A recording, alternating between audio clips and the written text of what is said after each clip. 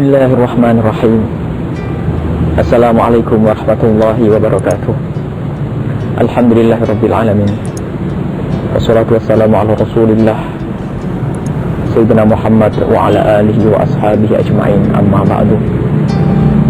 Para pemirsa yang dimuliakan Allah, alhamdulillah atas nikmat Allah kita diberi oleh Allah kesempatan untuk memasuki bulan mulia, bulan suci, bulan agung, bulan Ramadan, bulan dilipat gandakannya pahala oleh Allah Subhanahu wa ta'ala. Dan semoga kita termasuk orang yang beruntung di bulan suci Ramadan ini. Pada pertemuan yang lalu kita membahas tentang bagaimana orang bisa bertakwa, menjadi orang yang bertakwa kepada Allah. Intinya bahwa orang yang bertakwa kepada Allah, orang yang bertakwa itu adalah orang yang bisa menjalin hubungan baik kepada Allah sekaligus hubungan baik kepada sesama. Biarpun dia sudah banyak ibadah, banyak sujud, banyak sholat, akan tetapi kalau kepada sesama belum baik, maka dia belum disebut sebagai orang yang bertakwa. Maka pada kesempatan ini kita akan melanjutkan siapa orang yang harus kita jalin hubungan baik kepadanya. Jika kemarin kita berbicara tentang suami istri, suami istri harus indah, saling menghargai, saling menghormati, saling mencintai. Sehingga dengan saling mencintai dan saling menghormati inilah kunci untuk mudah beramal baik, berbuat baik. Dan harus kita lanjutkan dengan siapa lagi kita harus berbuat baik. Yang harus kita perhatikan bahwa di situ ada orang tua kita. Orang tua yang mendidik kita di saat kita kecil, rela capek oleh kita, menimang kita. Kalau kita nangis, berusaha orang tua kita menenangkan kita agar kita tidak menangis lagi. Jika kita sakit, beliau itu berjuang dengan sekuat tenaga agar bisa mendapatkan obat demi kesembuhan kita. Itulah orang tua kita. Maka dari sinilah Allah mewajibkan bahwasanya seorang anak harus berbakti kepada orang tua. Jangan sampai ada yang durhaka. Dan cukuplah kalau kita ingin tahu siapa orang yang celaka di dunia dan di akhirat. Kalau ingin melihat orang yang celaka di dunia dan di akhirat, cukuplah melihat orang yang durhaka kepada orang tuanya. Bahkan Nabi Muhammad pernah hendak membakar orang yang pernah menyakiti orang tuanya.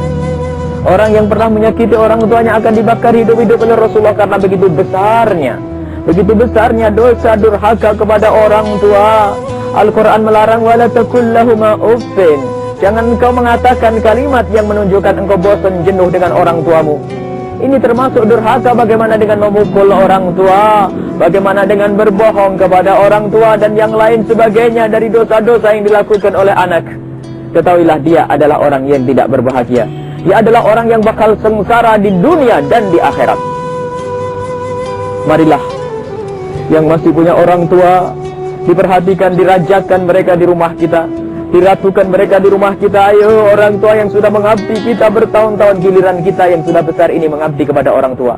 Kita berbakti kepada orang tua, kita berbuat baik kepada orang tua, kita perhatikan makan mereka, kita perhatikan kesehatan mereka, kita perhatikan di mana mereka tidur, kita perhatikan semua keinginan mereka.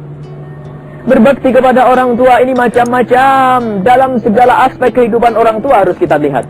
Kita memperhatikan, inilah berbakti kepada orang tua. Yang memberi duit saja belum tentu berbakti, karena belum tentu orang tua butuh kepada duit kita. Akan tapi apa yang diinginkan oleh orang tua kita, ayo kita perhatikan. Yang dibutuhkan oleh orang tua kita penuhi selagi kita mampu. Dan ketahuilah durhaka kepada orang tua dosanya amat besar. Dan durhaka kepada orang tua ini bermacam-macam. Ada yang mengatakan kalimat jenuh, tidak suka, bahkan ada yang membentak orang tua, ini jenis durhaka. Ada yang sampai memukul orang tuanya, jenis durhaka. Apalagi sampai dia itu menyakiti dengan hatinya. Sungguh sakit hati ini, lebih sakit daripada dipukul zahir. Durhaka kepada orang tua, ngomong kasar, durhaka kepada orang tua. Dan ada yang durhaka sangat halus, tidak dirasa ternyata orang ini sudah tenggelam dalam kedurhakaan. Yaitu di saat seorang anak dorong-dorongan tentang orang tuanya. Yang satu mengatakan biar ibu dan bapak di rumah kakak saja, karena kakak sudah berhasil di dalam usaha. Rumah saya kecil kak, lihat. Orang tuanya tidak rela kalau dia tinggal di tempat rumahnya, inginnya orang lain yang membawanya. Sang kakak pun yang kaya raya mengatakan, aduh Biarpun rumah gede tapi saya jarang di rumah. Biar di rumah kamu saja, Dek. Lihat, saling dorong. Ketahuilah ini bentuk derhaka.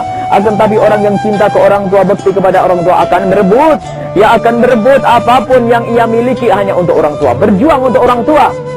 Yang melarat akan berkata, bang, biar orang tua, biar ibu dan bapak di rumah saya. Yang kaya mengatakan, Dek, di rumahmu sempit. Tapi si miskin mengatakan, biarpun sempit, tapi akan aku khususkan buat orang tua, buat ibu dan bapak. Ini adalah termasuk bekti kepada orang tua. Jadi jangan sampai didorong sana sini. Kalau ditinggali oleh orang tuanya merasa tidak enak, tidak suka. Masya Allah, orang tua itu sangat merindukan kita. Ternyata kita tidak rindu kepada orang tua. Orang tua mengabdi berjuang untuk kita. Kita tidak pernah berjuang dan mengabdi untuk orang tua kita. Alangkah durhakanya kita. Dan masih banyak di antaranya durhaka kepada orang tua dalam bentuk tidak peduli di saat orang tua sakit. Bukan orang yang menangis di saat orang tuanya sakit, dia adalah orang yang berbakti. Ada durhaka yang sangat halus. Orang tua sakit berhari-hari di rumah sakit, mempunyai 5 anak yang semuanya menunggu orang tuanya, menjaga orang tuanya. Akan tapi ada satu anak yang keluar tiba-tiba, datang ke tempatnya dokter dan berkata, dokter, kapan orang tua saya baru boleh pulang? Dikatakan besok atau 2 hari lagi baru boleh pulang. Sehari sebelum orang tuanya pulang, anak yang bertanya tadi tiba-tiba sudah tidak ada di rumah sakit.